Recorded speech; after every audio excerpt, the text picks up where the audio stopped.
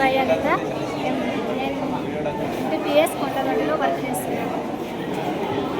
తెలుగుకు సంబంధించి అక్షరాలతో పదాలను కూర్చే చక్రాన్ని తయారు చేశాను.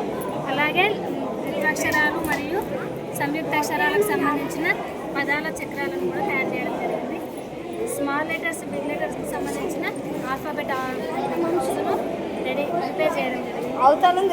అలాగే టేబుల్స్కి సంబంధించిన ల్యాడర్ను తయారు చేశాను.